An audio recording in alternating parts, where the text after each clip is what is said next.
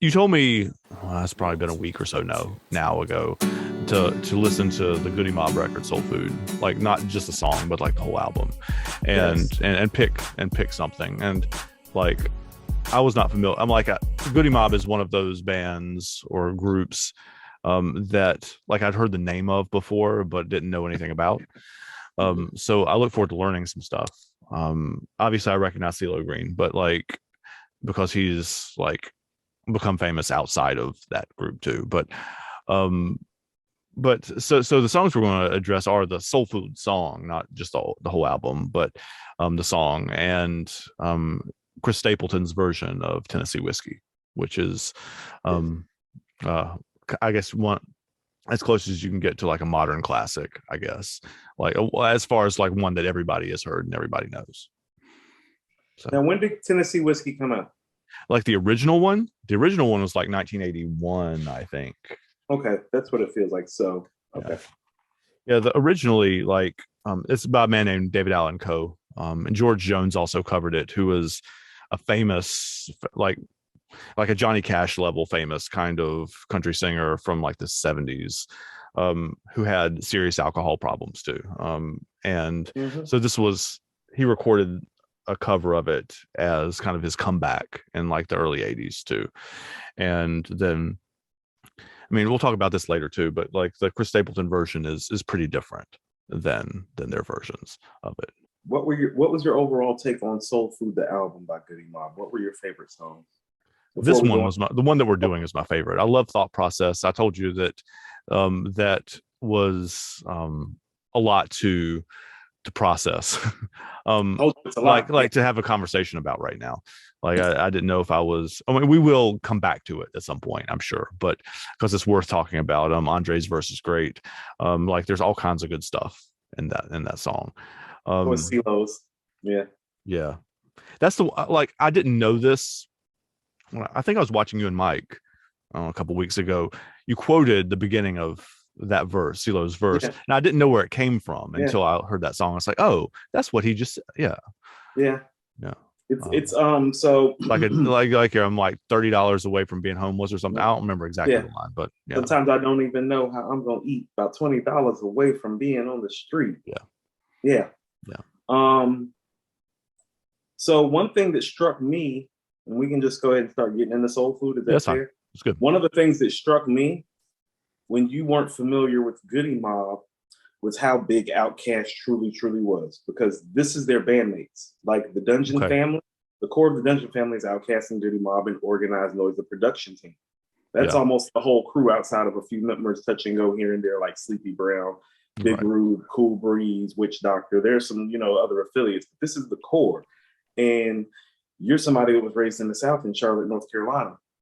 And the fact that, just off the reverberation of Outkast, I just always assumed that you were familiar with Goodie Mob and familiar with Soul Food. And it just made me realize how big Outkast really Yeah. became in relationship to even contemporaries within their own group, Yeah. because Goodie Mob's on all the Outkast albums pretty much in Okay. some sort of shape, form, or fashion. So you've heard all of these guys before. You heard these guys on Outkast first album, second album, third album. Yeah. They're on. The beat on this one sounds very similar to like early Outcast stuff too. Like, Well, it's the same production team. It's yeah. Organized Noise doing the production. So of Yeah. course this feels, it feels production wise very comparable to Outkast. Now, here's what's special production wise about Soul Food, the song and the album.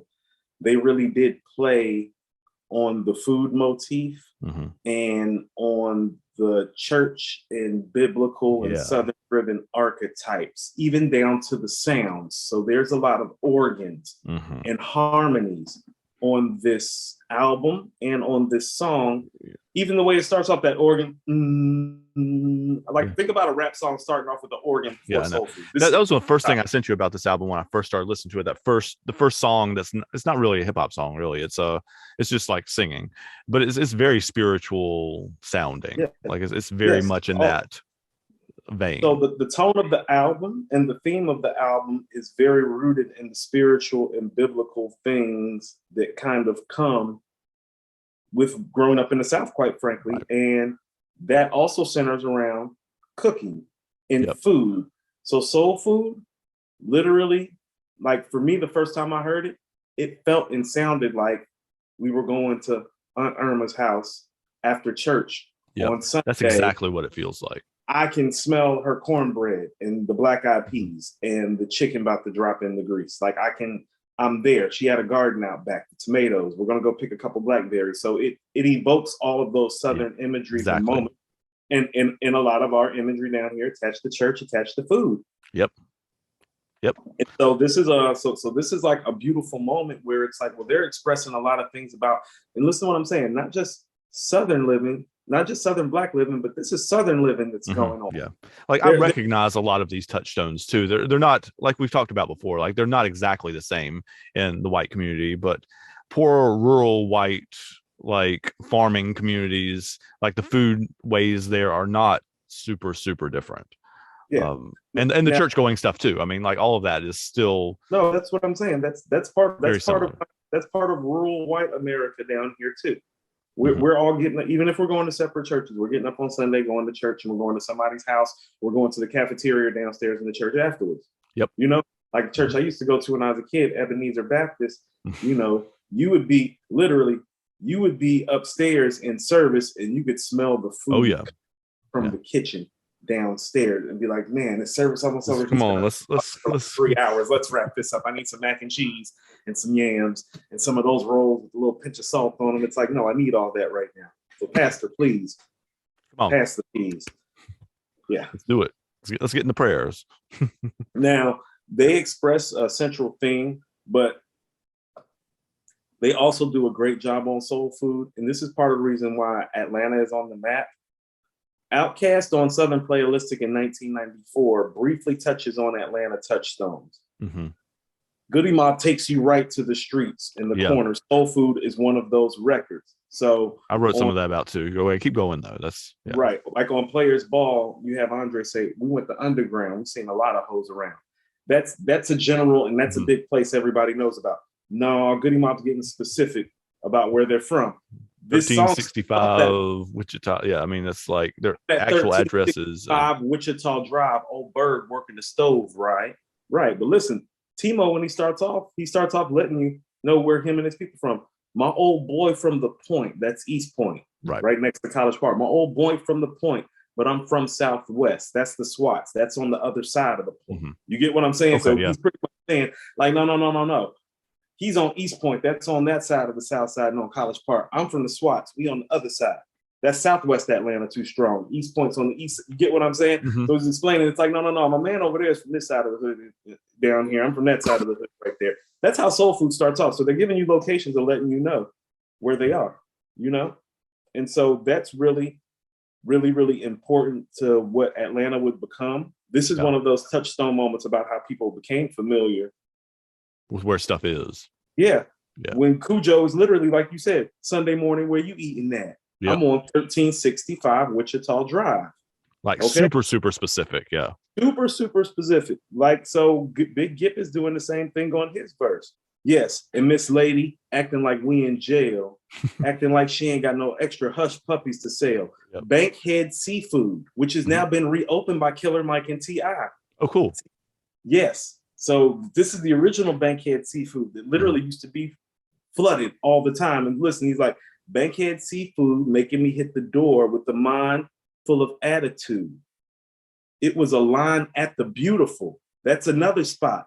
JJ's Rib Shack was packed too. Looking to be one of them days my mama ain't cooking. Everybody's out hunting for the family, looking for a little soul food. But he touches on the famous black spots that we're going to.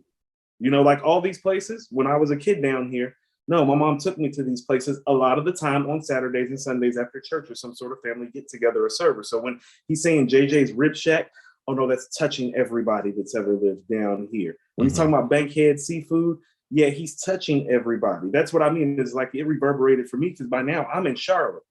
So when he's saying this, when I'm in Charlotte, I'm like, oh no, I was like, I go for some Bankhead Seafood. Oh, JJ's Rib Shack. Oh, the Beautiful. You know what I mean? So they're touching on things, but they're also touching on the tenuous circumstances that come with inner city living. You know, Cujo talks about churches dropping chicken in yesterday's grease. Yep. That's hood stuff. That's where it's like, no, the local franchise guy owns it, and grease is super expensive. So instead of like taking the grease out like normal decent businessmen do, a lot of the times in the hood, those black owners will just use the grease that they used last night, fire it back up in the morning to help save on cost and effectiveness. And you can taste it. It tastes different. And make the food taste different, Yeah. So they're touching on all of these things, and they're sprinkling like a little knowledge in church and black motifs in there. Like, it's real quick, Sunday morning, where you eating at? It's like almost like yes, it's a conversation. Yeah. And this is where they start touching on the black topics. This is around the OJ trial. The OJ trial is all over this album. Yeah, I got that on this song too. Yeah. Timo literally says, fuck Chris Darden, fuck Marshall Clark. Yep. Taken for when we're in the spotlight has a joke. He's talking about their relationship. It's like, oh, y'all are sitting up here like playing footsies and shit while this black man's on trial for murder. It wasn't a good look for Chris Darden. You know what I mean? That's like, man, fuck Chris Darden, fuck Marshall Clark. Taken for when we in the spotlight as a joke. It's like, keep all your relationship out of it and like stick to the business of being attorneys. Yep. These are black rappers from the SWATs who were like 20, 23 years old saying this to like grown, you know what I mean? Yeah. Yep. And so LA too. Like they're not like local people. This is all the way from Atlanta. And this is one of the beautiful things about this record. Well, these guys are really country, but you see they're really well read and intelligent now, don't you? Oh yeah. So they're giving some sharp lyrics on here. Yeah. They're sharp. Look, he speaks to the socioeconomics on the same verse that are going on. Looking at Lennox from the outside. Lennox and Perimeter are expensive. He's talking in 1995. Looking at Lennox from the outside, he's like, the socioeconomics. Oh no, the people from my neighborhood, we can only drive by Lennox. We don't got the money to go in Lennox. Okay, yeah. cee-lo's verse is probably the one that gives you the most imagery. The second verse. Yeah, a heaping helping of fried chicken, macaroni and cheese, and collard greens too big for my jeans. Smoke steams from under the lid that's on the pot. Here's where he sprinkles some knowledge in. Ain't never had a lot, but thankful for the little that I got. Why not be? This fast food them crackers, this fast food got me feeling them crackers think they slick by trying to make this bullshit affordable. Yep. Thank the Lord that my voice was recordable. As in, like, I think that because I have this voice and this talent, it's economically removing me from that duress that's literally killing my black community. Like, as in, we don't have enough money for good food, so we have to go eat cheap fast food, which is set up to kill us, quite frankly. I mean, it is. And not just like black people. Even it kills all like poor. I was about to say, it's killing at all shapes, forms, and sizes. But this is one of those things of showing you, well, the emphasis on it seems to be in my community pretty strong. I'm going to tell you something that I see. When I go back to the East Side, which is, I spent most of my childhood in, early formative years in actual Atlanta, and on the East Side up to Lithonia.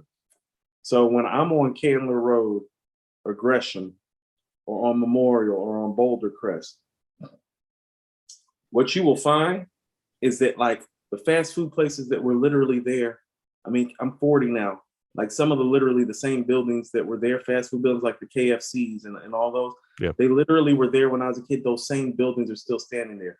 In this mostly affluent white neighborhood that I'm living in, most of those fast food are going down. They've been shut down.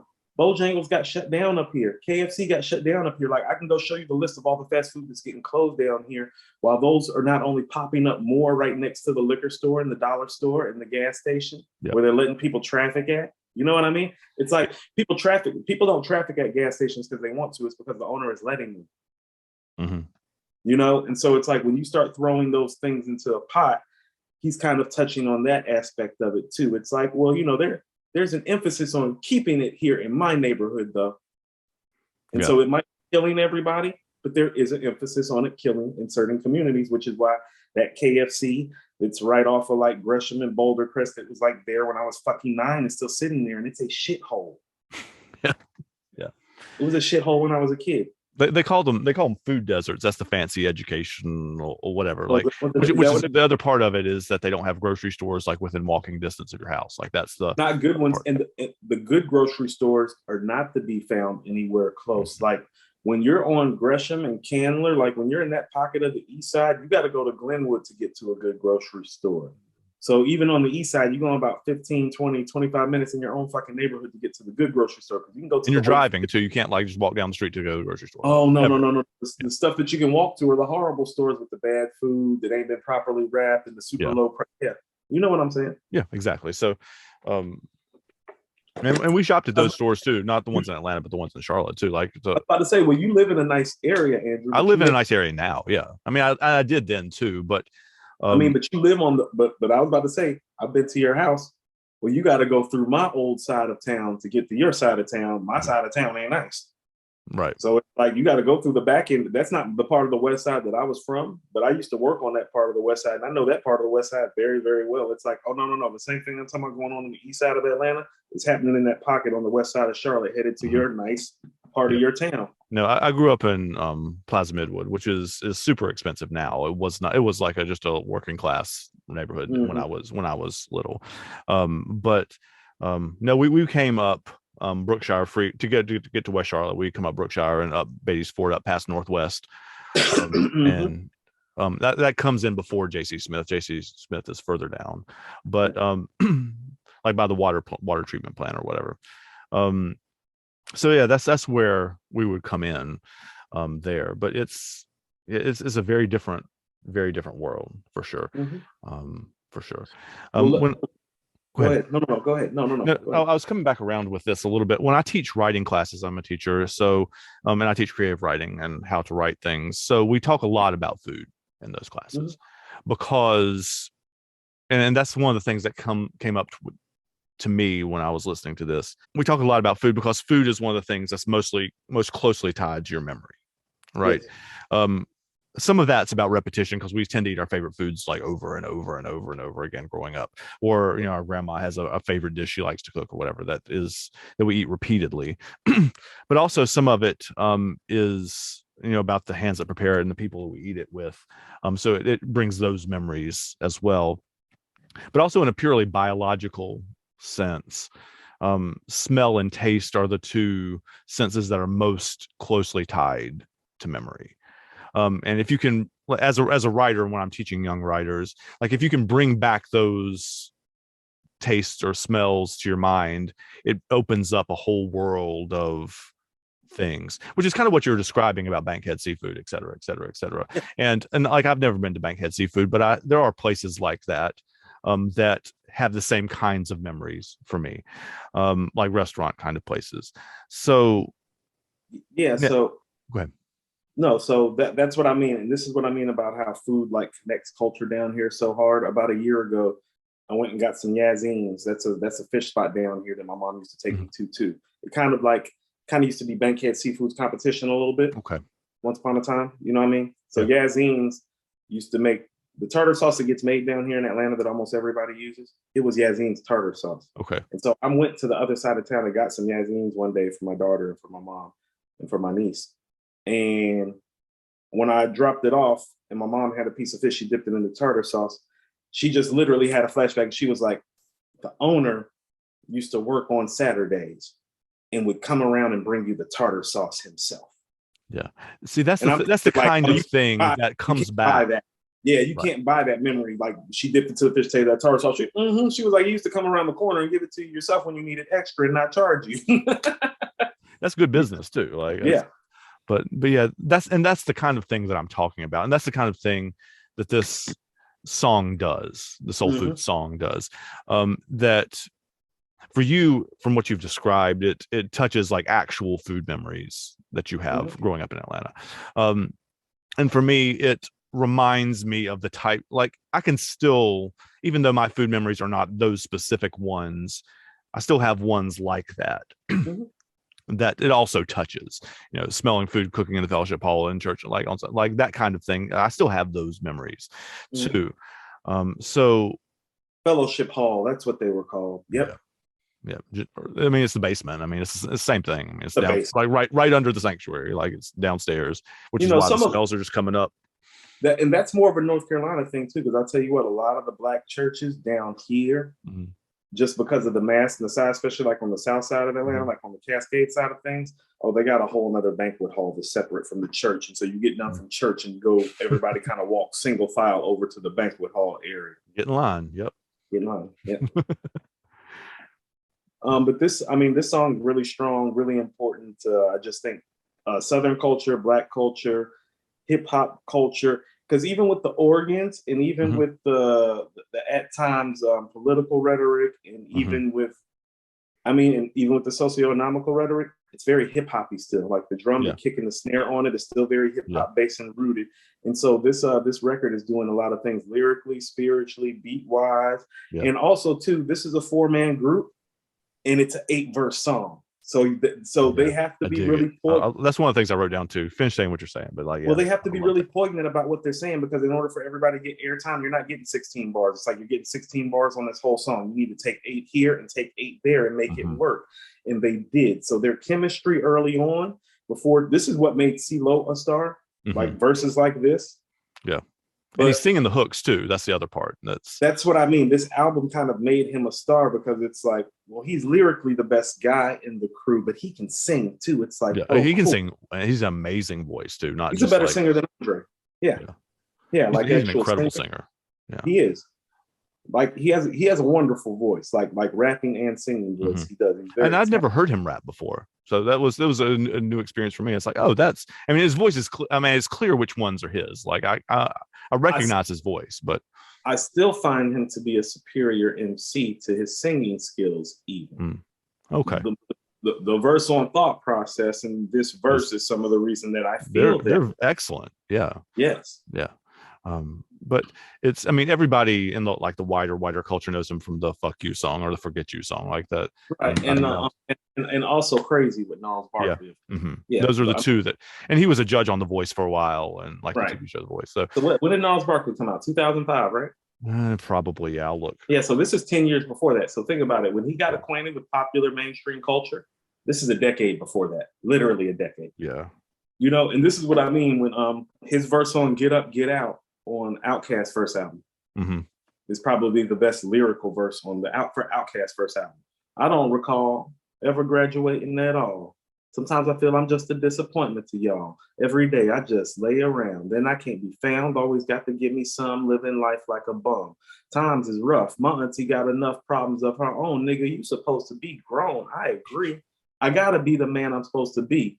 The negativity is all you seem to ever see. I admit I done some dumb shit, and I'm probably gonna do some more. You shouldn't hold that against me though. Why not? My music, all that I got, but sometimes you do be tested before this do be manifested. I know I'ma say this to you. I get high, but I don't get too high.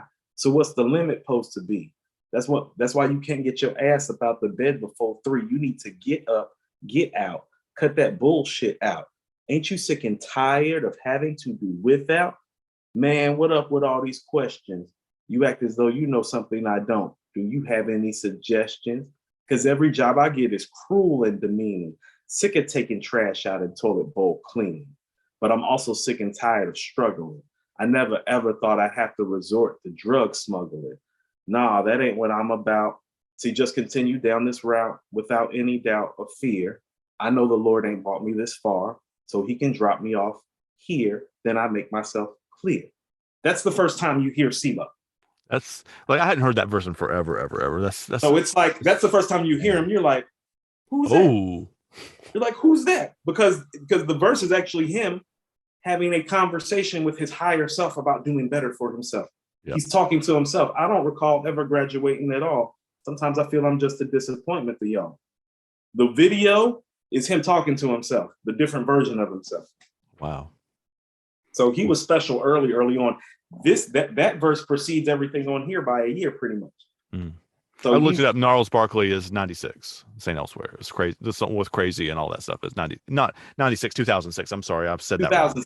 That's my bad. I said that wrong. So that's 11 years after Soul Food. So he doesn't really become this household name till a decade after this. But in our neighborhoods, he was already legend after this album. Between the Outkast verse and what he did on this album, it's like, he was already. Yeah. Yeah, the thing is really really sparse too. Like the beat is like you Mhm. have it really just sounds like a drum machine and a bass. I mean, there's a little organ at the beginning or whatever, but there's not much else to it. No, there's literally the drum and the kicks from the drums. And you can hear There's a like little, somebody standing there playing the like actually playing the bass. This is not yeah. like somebody There's the playing on the bass. keyboard. Like you can hear the difference, obviously. Like it's There's just the somebody bass. like standing there with the Right. like, There's the bass. There's the organ. There's the drums. There's a little snare and hi hat. Like that's it. It's done after that. That's what I yeah, mean. It's like it's very hip hoppy actually. It's yeah. just the organ gives it that churchy southern feel, and then you got the way that they sound. You see, that's the thing about it is like they kind of made country sound and hip hop like a little bit different. They weren't. Mhm. They like these beats are rap beats. Yeah, this doesn't sound like a country hip Right. hop. Like thought Like process the was a stuff the rap beat. stuff that they're speaking to, a lot of it Right. touches those things because that's where they're from, right? Right. But like the the beat doesn't sound like that. The beat like um this is like Wu-Tang's the only other group I've heard, and I mean obviously I have very little knowledge of this, but where it sounds like they're just like sitting around a table passing the mic around. Like they're and they're not like and that speaks to what you were talking about, like the 8 bar thing, because I think don't hold me don't I'm not 100% sure about this, but I think each of them get like a piece of a verse before the chorus comes in, and then each of them get Right. another piece of a verse. So it's Right. like I mean it's almost like it fits with the song, right? I mean they're like sitting around the table passing their dishes around or whatever. They're passing It's, the yeah, and it's actually really funky. The first verse is actually four separate verses, mhm. and then it goes into the hook and the chorus, and then it's three more verses. Then it goes in, and then Gip comes in and does his Yep. second. And he's almost like he interrupt because the chorus comes in and he's like, no, wait, Because hold up. oh, hold up, see, it's what I write, and Miss Lady, right? It's Yep. almost That's like when no, he no, talks no, about we're the not. hush puppy lines. Yep.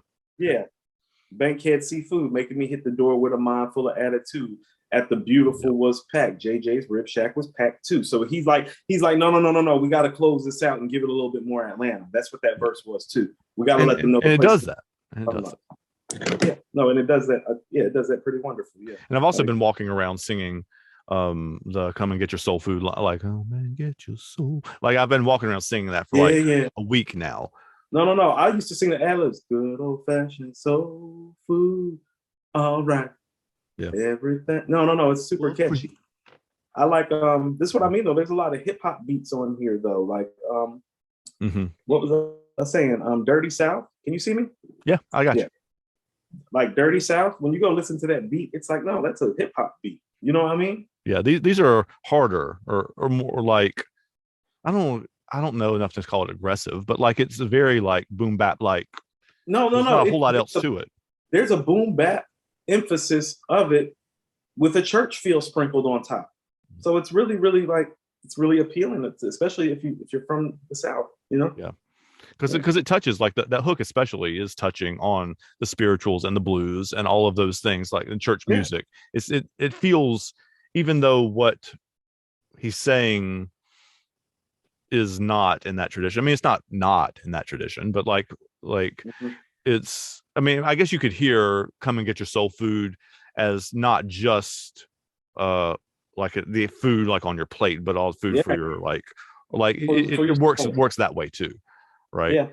It kind of works on that Rakim. I know you got soul level too, you know? Mm-hmm. Like Yeah. on that fundamental food for the spirit type of thing. Yep. Yeah. So I was just kind of flipping through the album and I heard that and I was like, oh, this is the Mhm. one I want to talk about. This is absolutely. I told you there was stuff all over there. It's like I just didn't know what you were going to draw into. I thought you were probably going to be a fan of Guess Who, the song where they're talking about their mamas, Mhm. and Sesame Street. I thought you might like too. I don't know. I mean, we will have to come back to some of this, Yeah, right? no, no, Like there's great stuff on there. There's yeah. great stuff. See, this is one of my favorite parts about this show is getting to learn about things that I was not familiar about. Because honestly, most of these hip hop groups and artists, like I've heard their names before. Like I'm familiar enough with the culture to like have heard the words Goodie Mob before. Like I know that name, but knowing Right. any of their songs or knowing anything about them or whatever is there are gaps in my knowledge. Yeah. So I get to learn about them, which is a lot of fun. No, no, no, it is. And I kind of feel that way on both sides too. And we touch on artists who it's like I know more by name than by Mhm. music. Yeah, You know? exactly. And it kind of gives me an opportunity to just not run down this song, but kind of check around and poke in their catalog a little bit, see what else they have. Soul Food struck a chord with me for you just because it's like, well, I already know that you're familiar with Outkast, like very much so. I already know that you're from the South. And so it's like, well, those two things, I'm like, yeah, that's perfect for you to listen to. Like, it's like if I had, I mean, not being funny, if I was doing this show with a white friend from California or from New York, I wouldn't recommend Goodie Mob Soul Food as easily as I did to you. It's like, oh, no, you're already kind of familiar with like how this process goes. Listen to that shit. Because I knew there would be things that you would immediately, it would stick to your ribs quicker. Yeah, exactly. Which is what soul food's supposed to do, right? Because it touches, like I said before, even though I didn't grow up in the Black community in Atlanta, like I have enough touchstone points, both from the poor rural farming white communities and from going to West Charlotte and those kind of things. Like I can touch enough of those places to understand what it's being referred to, I guess. And like it sticks to my ribs, I guess is a good way for you to say it.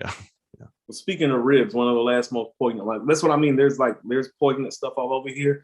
Cujo says something about dropping the chicken, churches dropping chicken in yesterday's grease. Listen, so this kind of ties into the next song. Last night with this quarter Mickey's hanging over from a good time. And then listen to what he says. Yeah, beef is cheaper, but it's pumped with red dye between two pieces of bread. Yeah.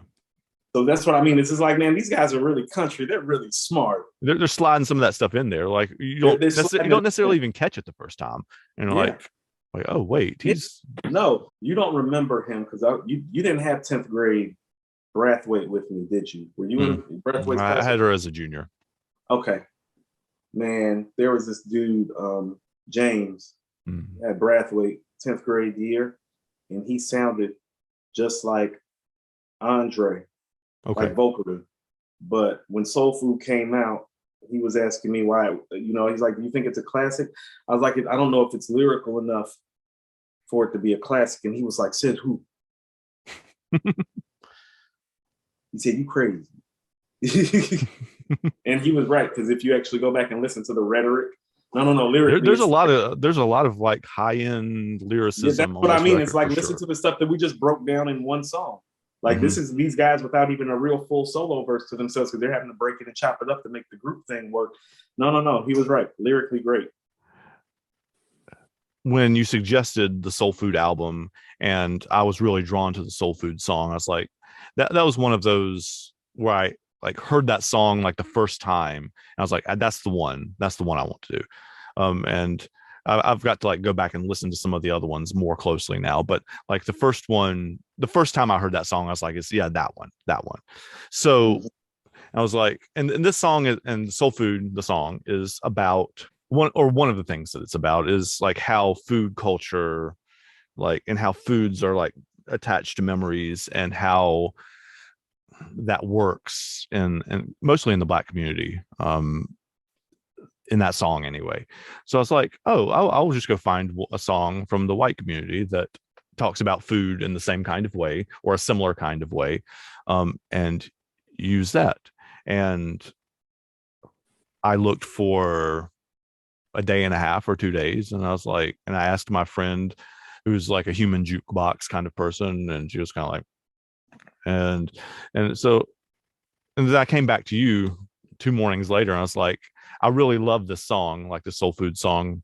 And this is kind of what I'm thinking about it, but I can't find another song to go with it because the like songs about food in the white community are virtually non-existent. And if they do exist, they exist not as songs about like childhood and culture and memory and that kind of thing, but they exist as metaphors for sex or women or for whatever.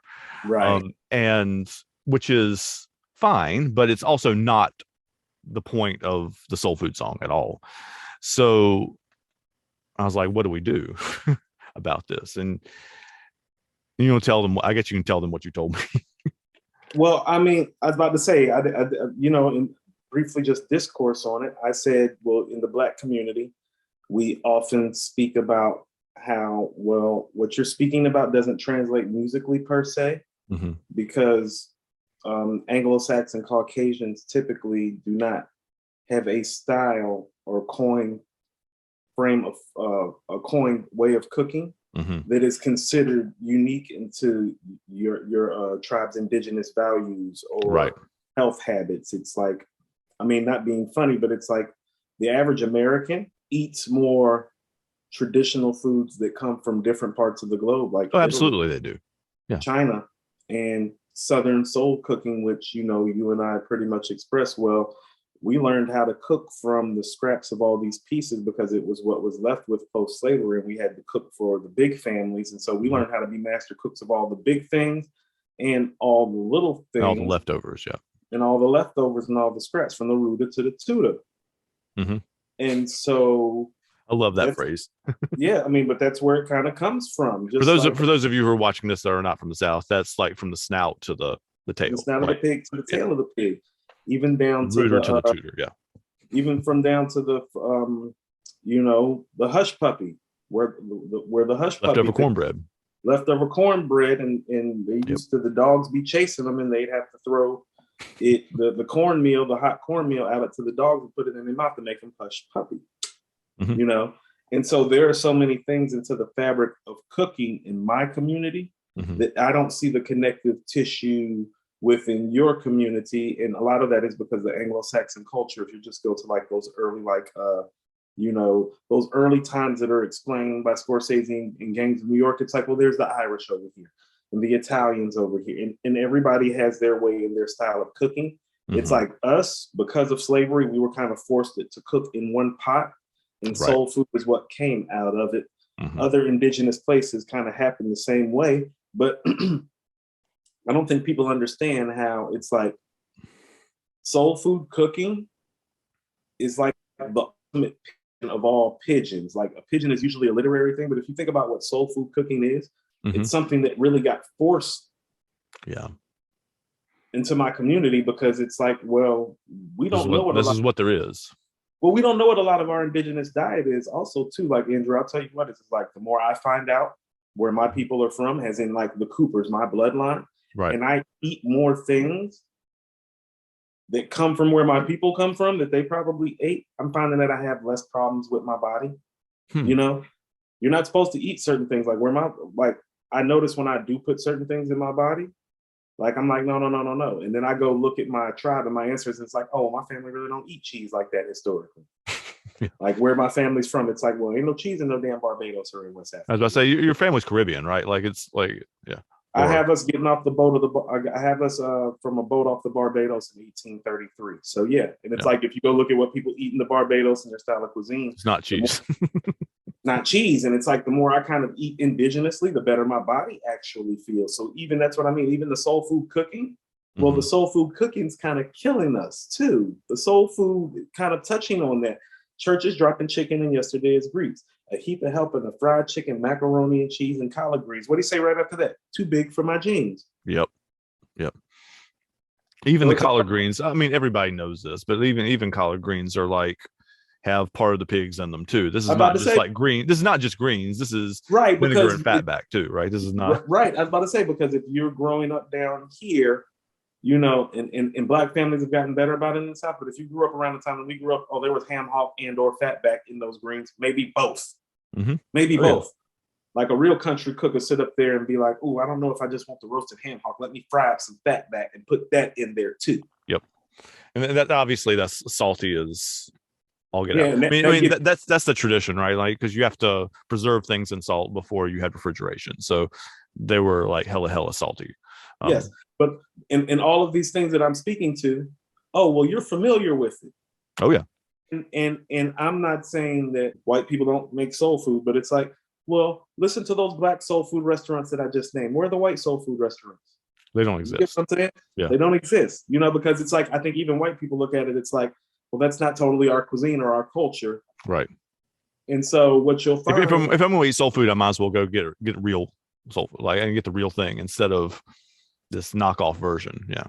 And then there becomes something troubling about the paradigm shift about where we're going, because there are plenty of songs from your culture about alcohol and alcoholism and alcohol abuse. Yeah, that was the next place I went to, which is that when I was doing this search, is that there are like 40 billion songs about alcohol. I mean, especially in like Southern country music, kind of, they're like every other song is about beer and like whatever. Like it's a thing that is, there are hundreds and hundreds of those.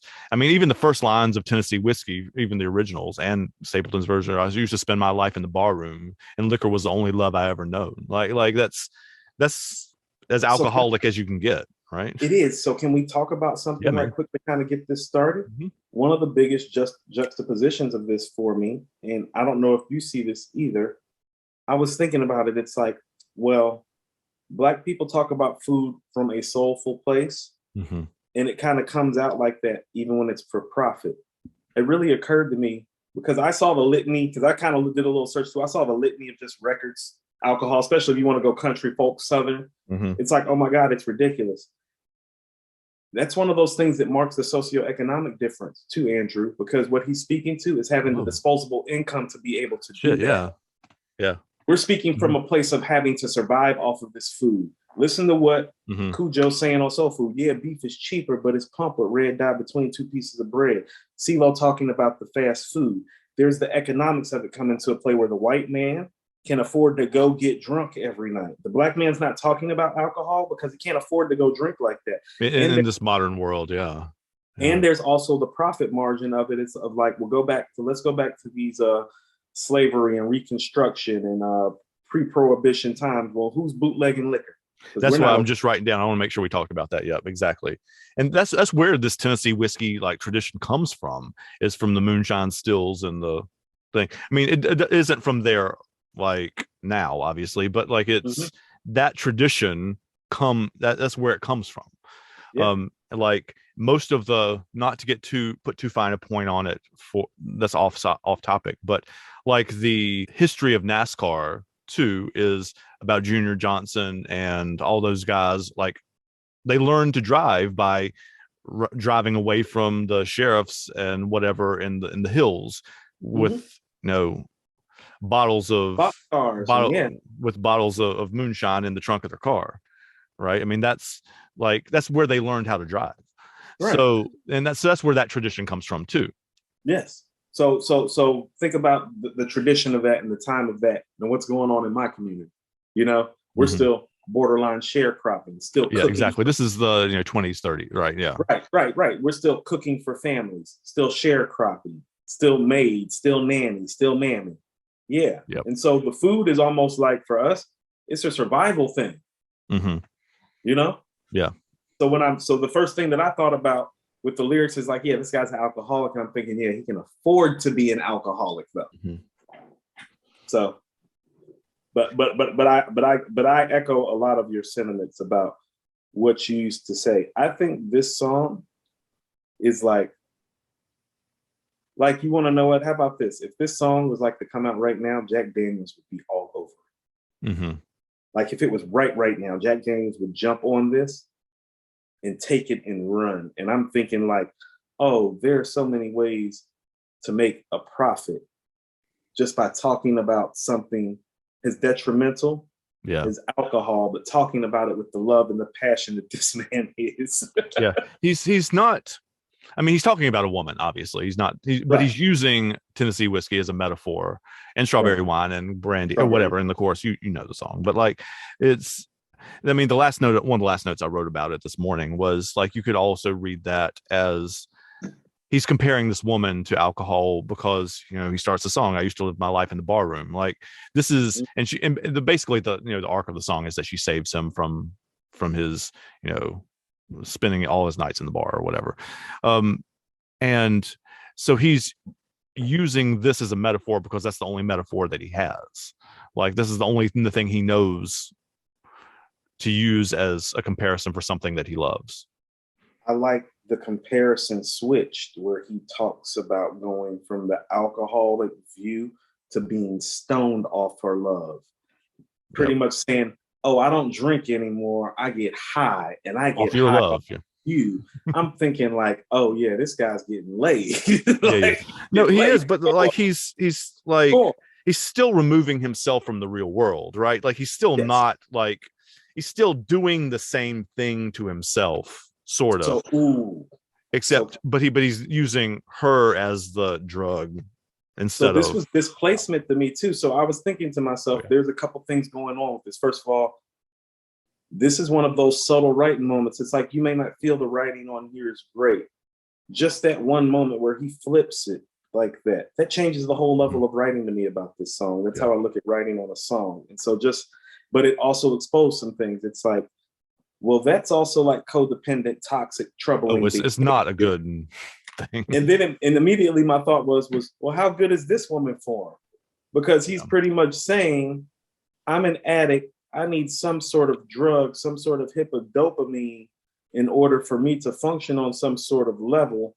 He didn't speak about his healing. He just spoke about the transfer from one addiction to the next. Exactly. It's a very, very dangerous thing. And here's how dangerous the addiction was to me.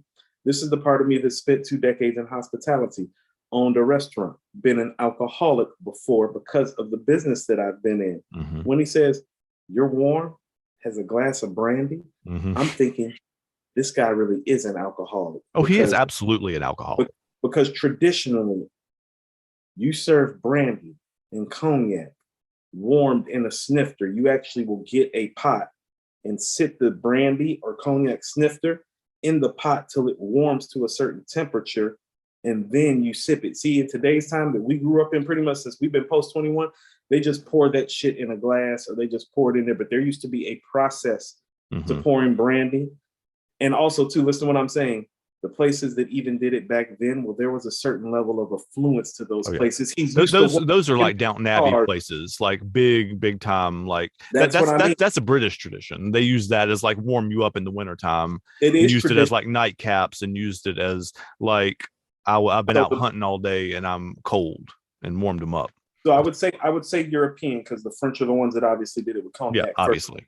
Where cognac comes from. But yes, that's something that's unique to European culture, but did transfer into the upper echelon restaurants and bars and way of living. And so that's what I mean about it's funny how you're hearing a guy, he's kind of like, not to be funny, he's a little bit of a shitbag alcoholic, but he's got the money and the influence to be one. And meanwhile, you have this black group from the south side of Atlanta and from East Point. It's like, well, they don't have anything, but man, they seem really intelligent and well put together and soulful and articulate. And this guy, and so this is one of those things. And I'm not saying this to, I'm not saying this for more views. I'm not saying this to strike anything. This is one of those things where you can see the white privilege even in the songwriting. Oh, without question, yeah. And I mean, the song was written in. Now, I want to make sure, like, as a writer, that we're differentiating, because Chris Stapleton didn't write this song. He didn't write this song. So he's doing it. But was really like done. But there absolutely is. Is in our lifetime, though, because that's 82. So that's right around the time we're born. So that's in the last 40 years. So there is some of that white man's world and white man's burden that, like, is definitely still applicable today. And you can just see it in the songwriting. And so that was one of the things that I thought was a really good compare and contrast for these two songs. Yeah. Well, we can talk about the food, we can talk about the liquor, but the political and the socioeconomic undertones of both of these songs, just by them expressing themselves properly, because here's the thing that we have to understand about it.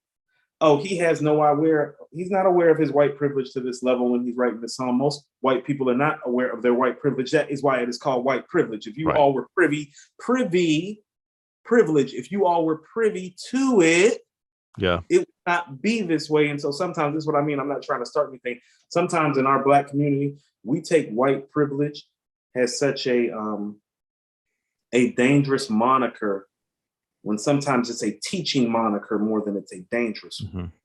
It's one of those things that's like, well, white privilege exists because a large majority of them are unaware, and the people who are aware are continually making the people who aren't aware unaware even. You know what I mean? It's like, so we just have to be careful about how we unpack these conversations, because we still, as a Black people in a Black culture, need to be able to play this dope ass song and enjoy it, instead of being, man, fuck this cracker and his white privilege. Because that's what we tend to do. We tend to do that about stuff like this, where we can see the inherent fundamental difference by saying, well, man, fuck all that. It's like, no, song's still dope. The song is good, yeah. But I mean, it can be, and that's one of those big conversations we'll have, and we'll have to talk about it with lots of different artists, because there's lots of artists that are, let's call them deeply unpleasant human beings, that are have incredible songs. And so that's one of the things we'll have to get into in a different episode, like being able to like separate out, or can you separate out like the beautiful music from how horrible the person is? I don't know. It's a hard question. It is. It needs to be. For me, we're both the fathers to girls. Okay. So the girl is where I kind of draw the line. So like R. Kelly, Jerry. Yeah, that's absolutely not. That's absolutely where my line is drawn. Other than that, I try to keep it to the music, and I'm going to tell you why. So many Blacks in entertainment. Let's just keep the music. We don't got to get into the athlete thing. So many Blacks in music take the same white privilege that they grow up having a disdain for, and that they hate and that they detest, and then they go get money and power and fame. And do you know what they do?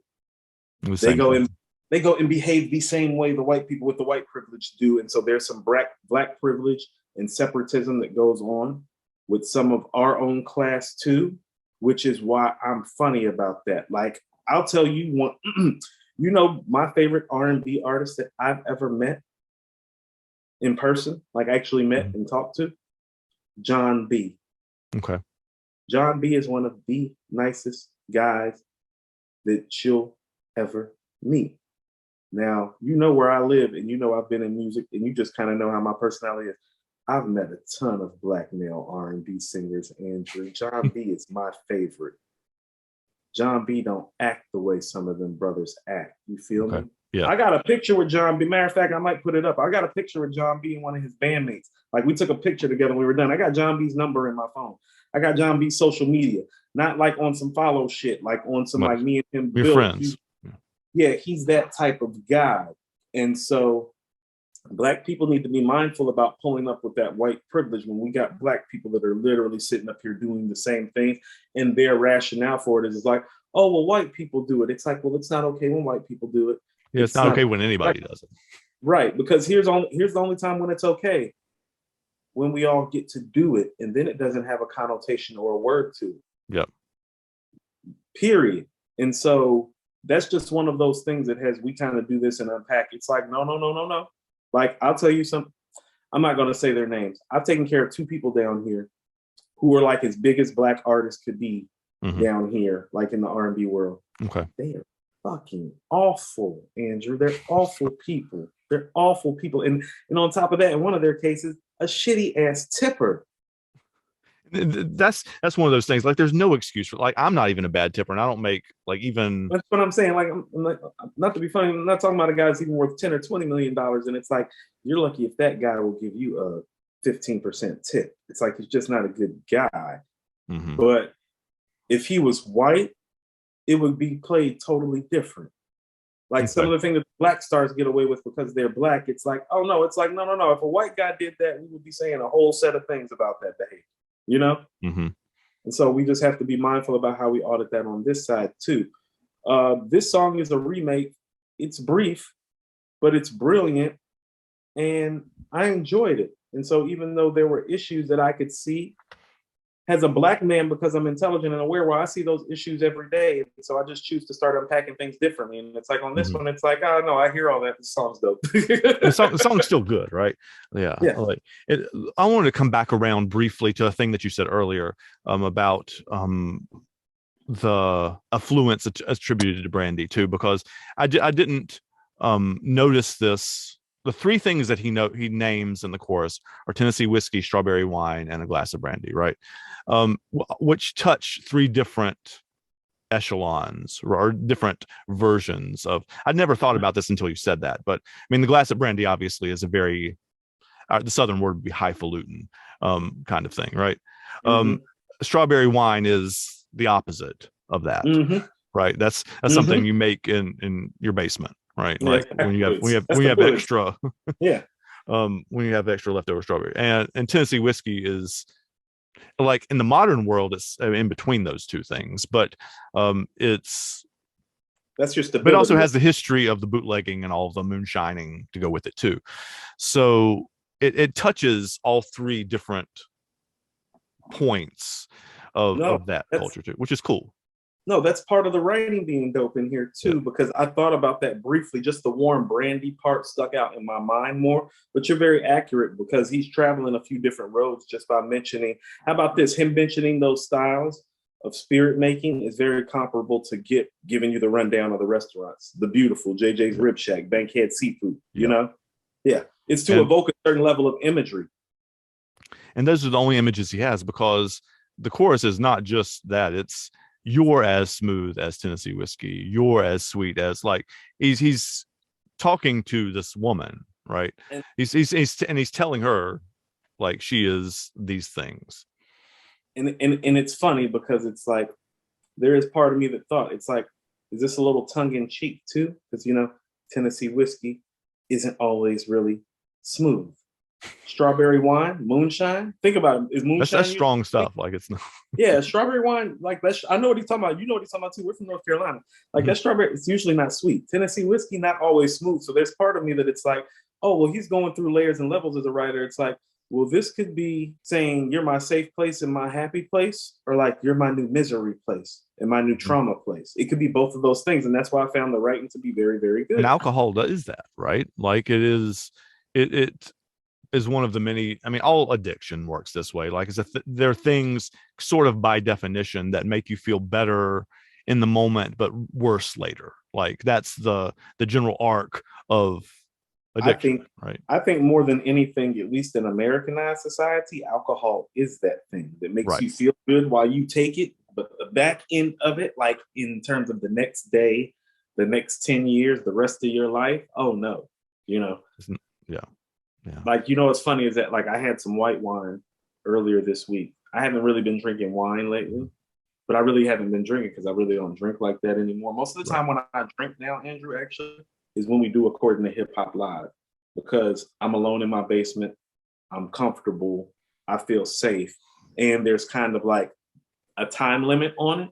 And I Mm-hmm. say this from somebody who's been an alcoholic. It's like, no, if you can admit that you've been an alcoholic and you're still going to have a drink, you need to have limits and boundaries And and say like, when this is for, over, then I'm and stopping. standards for yourself. Yeah. Yes. So like for me, when According to Hip Hop's done, I'm done. So we might be live 3 hours. I might have 2 drinks. You get what I'm saying? Yeah, like I've watched enough to know that you're just like sipping every once in I'm a while. literally This is sipping. not Right. So it's like, so you're talking about like over the course of 3 or 4 hours, well, I may sip 2 drinks. And that's how much I may drink during the week. Now, that's having a rein on your habit. You get what I'm saying? Yep. Like where it's like, no, that comfortable in that safe space of it. You know what I'm saying? And so, and I could just keep on going down that rabbit hole and tell you stories and all that. But I had some white wine after the podcast. And I not only do I not usually have more than 2 drinks, but I definitely don't drink white wine. Oh, the way that I felt the next day. I didn't want to go to work. I woke up and I was like, when's the last time that I drank enough that I didn't feel like going to work? I was like, ugh. But that's my body not being predisposition because I'm pre-diabetic to the sugar in white wine, which is why I barely drink it because I'm pre-diabetic. I had already had 2 drinks of bourbon, so now I'm mixing bourbon, which is going to process in the sugar with more white wine, process it into more sugar, not drinking enough water. It's like, no, alcohol is serious, And so even though it's troubling, I hate to say it, it's easier to take the shit when it's well written. Yeah. And it's the other interesting thing that we have to bring up too is that connects all these pieces is that the first 2 versions, David Allan Coe's and George Jones's, like in the early 80s of this song, are like straight ahead country songs. And I can't get the Chris Stapleton version out of my head enough to sing how the chorus sounds. In the original ones, I'll drop it in. You're as smooth as Tennessee whiskey. You're as sweet strawberry wine. But you should know that they're like straight up country songs, like in the country radio sense, like George Strait, Alan Jackson, Randy Oh Travis, yeah, that yeah, kind yeah. of I very know all those straight guys. up, Travis, that kind of thing, right? yeah. Chris Stapleton's version is a blues song. Mhm. Has very much in the blues No, you can tradition. immediately I mean, hear it. even in the when he's playing that, get a do do do do, Yeah, like at the it beginning, like kind feels of different. walking it up into there, like Feels that's different. like Yeah. the tone. I mean that walk up or that kind of walk up is the kind of thing that they use in country music all the time. Like we're just walking the notes up, but um, like the tone of the guitar is very bluesy, and obviously his voice is much more in line with that. It doesn't feel like it feels organically like something that made its way to radio that wasn't made for radio. I Right, get exactly. No, the like story of it, or part of the story of him with it, is that he used to play it in sound checks. It wasn't like one of the parts of his show. He'd play it in sound checks. He was just like messing around, and somebody mhm. heard it and was like, "Oh, you should record that." You should do Right? that. Yeah, No, yeah. yeah. It's No. much more in the tradition of like Allman Brothers than it is in the tradition of like traditional country radio. Yeah, no, no, no. I totally hear that. It just feels more natural. It just Yeah. does. Yeah. Um, It doesn't but feel like the machine. That's what I'm saying. He doesn't no, it feel like doesn't. He was that's one of the reasons he became such a huge star is because the songs. I mean, he's a country singer. He's from He's not from Nashville, but he was in Nashville when he recorded this. He's a Kentucky boy, but um, he so he's coming from that world, like the country music world, but it's not a country song really. And most of that record, the Traveler record, the album that this comes from, sounds very much like this and bluesy. so. And this is one of those things. I'm familiar with who he is, but was not familiar with his music until today. Mm-hmm. Because it's like how you were saying about Goodie Mob. It's like I know the name, don't really know who they are. No, no, no. I knew his name, didn't really know who he was or what he did though. So Yeah. this was kind of like a learning and educational for me too. And I'm like, no, no, no. This was a dope song. This was a good choice. And just actually that's an interesting inversion too, because I am just like you said, you were surprised that I didn't know Goodie Mob Soul Food, like the record.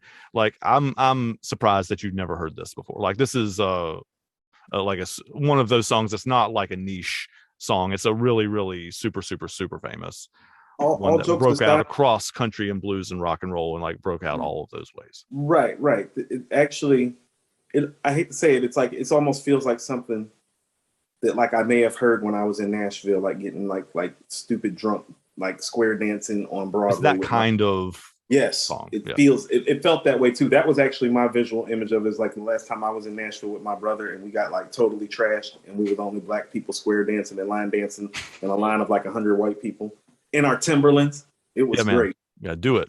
Somebody in Nashville has great footage of these two black guys in their Timberlands, like line dancing and square dancing, like midnight, and we were bar hopping too. It's like not like we did that shit in one club, but yeah. The other part about this is that the vocal lines, the way he sings them, are I don't use the word stolen, but they are certainly representative of Etta James's "I'd Rather Go Blind" too. Think of that song in your head. I'd rather go blind. Right. yeah, Like I used to spend my life right. So, that's a pretty typical blues like kind of phrasing, but still. That's I But guess would we call that a musical run? He's using some of Etta's runs. yeah. He's Yeah. absolutely and if you're gonna pick somebody, Etta James is a great person to pick. Like she's like Queen Mother. If you're a man and you can do her runs, you can really sing. Is actually what I really thought when you said that. I didn't. How about this? I didn't really think about that because, quite frankly, most people can't sing like Etta James enough to do her runs on their best day. No, you know? No. So it's like, no, I didn't think about that at all until you just did that because it's like I don't think Beyonce can do Etta James's runs. You know what I'm saying? Rihanna can't, like, you know what I mean? Like none of these modern. The list of people that can do Etta James is very, very, very short. Yeah. So, but no. I can see where he's pulling from that now that you've said that. Yeah. And he's not obviously he's not trying to sing like her. That would be disrespectful. But it is evocative of like he's using the same general melody lines. Well, no, which is not exactly the same as it was in the original country songs. Like that's changed it up a little bit. Kind of what you do when you're like great. Mm-hmm. When you're great, you can do that. I'll give you and he's not to this level, obviously, no disrespect to him, but if you've ever heard the original version to Butterflies by Michael Jackson, the Floetry did. And then you go listen to Michael Jackson's version. You're like, how did he take that vocally and hear that and then go make it into that? Because the words are the same, but the way he put the falsetto and the inflection of the words where he's touched, it's just like, okay, that's why he's Michael Jackson and everybody else is everybody else. Like Butterflies is one of those examples. Like that's why he's Michael Jackson and you're not. You're never going to be that way, because he can literally take a whole song that was like, this song was a classic and beautiful song before he took it, and he took it and made it more classic and more masterful. It's so hard to do. It is. He's not just a dancer, guys. He's not. He is no. Extraordinary singer and he's a musician. His singing has gone extraordinarily underrated. His time has passed by because he's the best performer we've ever seen. Right. No, he's. How about this? I'm a bigger Prince fan. He's vocally a better singer than Prince. We can kind of get back to it, though. Their falsettos are comparable, but it's like if you were to ask them to do some runs, like you'd be more impressed with Mike's runs, the range. But comparable singing. Yeah. Cool. I think that's probably a good place to cut it off. Like I think that's ending with Michael Jackson and Prince is always a good place to stop. Michael, we just climbed the mountain and got to the top, right? And that's the no, that was good. And I did like this song. Yeah. Hey guys, if you made it this far, I'm grateful and we're grateful. Thanks for hanging out with us this far. If you've loved this or you've watched this far and enjoyed it, here are some other things that you could hang out with us and listen to us talk about. Hit those like and subscribe buttons. See you next time. Take care, y'all.